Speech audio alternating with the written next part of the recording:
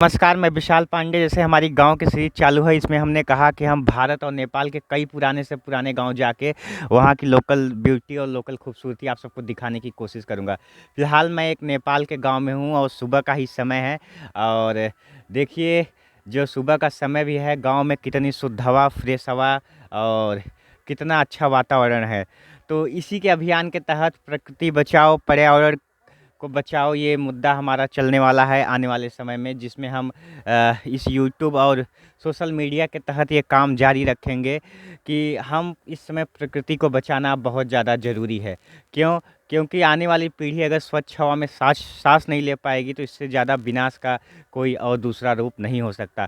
तो मैं विशाल पांडे, मेरी ये सीरीज़ जारी रहेगी जिसमें मैं भारत और नेपाल के कई गांव जाऊंगा। फ़िलहाल अभी मैं मैदानी गांव में हूं, कुछ समय बाद मैं पहाड़ी गांव का रुख करूंगा, जिसमें हम दिखाएंगे कि ग्रामीण लोग आज भी जीवन कैसे जीते हैं। पर्यावरण और प्राकृतिक के साथ जीवन जीना इनको आता है। ये जानते हैं कि हमें पेड़ और पौधों के साथ जीवन कैसे जीना है। ये जानते हैं कि हमें जीव जंतु के साथ जीवन कैसे जीना है। न कि सिटी के बच्चे जो टेक्नोलॉजी और आधुनिकता में इतने विलुप्त हो गए हैं कि उनका पूरा दिन स्क्रीन पर बीतता है। न वो अपनी प्यारी सी धरती माँ के संपर्क में है और न किसी चीज़ के। ये आने वाले समय का बहुत बड़ा विनाश का लक्षण है, क्योंकि अगर हमारा पर्यावरण, हमारी प्रकृति ही सेफ नहीं रहेगी तो ये आधुनिकता, बम, गोला बारूद लेके हम क्या करेंगे।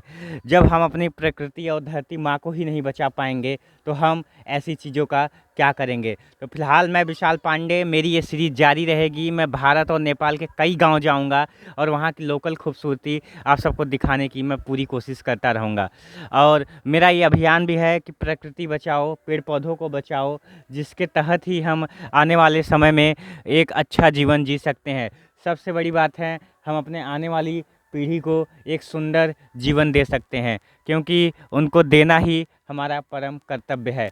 तो फिलहाल ये बहुत प्यारा सा गांव है और नई बस्ती इसका नाम, और नेपाल का गांव है। इसमें ऐसे मिट्टी के घर काफ़ी देखने को मिलेंगे।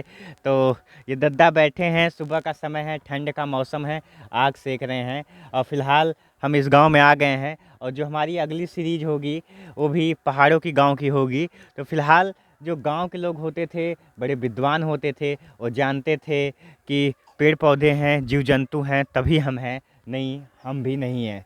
ये वो बहुत बेखूबी जानते थे। वो जीव जंतु के साथ रहना जानते थे, आधुनिकता के शिकार नहीं थे। तो फिलहाल ये जो सीरीज भी चल रही है, प्रकृति बचाओ, पर्यावरण बचाओ, जलवायु परिवर्तन, इसी के मुद्दे को लेके मेरी ये सीरीज चलती रहेगी। और ये चीज़ें जो सीखने को हमें मिलेंगी, ये गांव में मिलेंगी, गांव के लोगों से मिलेंगी कि जीवन आखिर पेड़ पौधे और कैसे इनके साथ जिया जाता है, जीव जंतुओं के साथ, पेड़ पौधों के साथ हम जीवन कैसे जी सकते हैं, न कि आधुनिकता के शिकार होके हम कुछ कर पाएंगे। तो मेरी ये जो सीरीज भी चलेगी काफ़ी लंबी चलने वाली है, क्योंकि कोई साथ आए ना आए, लेकिन पर्यावरण और प्राकृतिक को बचाने के लिए मेरा ये अभियान चालू रहेगा। तो मैं विशाल पांडे और मेरी जो ये सीरीज चलने वाली है काफ़ी लंबी चलने वाली है, जिसमें हम दिखाएंगे कि भारत के जो पुराने पूर्वज होते थे कितने विद्वान होते थे। वो जानते थे कि हमें पेड़ पौधे और जीव जंतुओं के साथ हमें कैसे रहना है।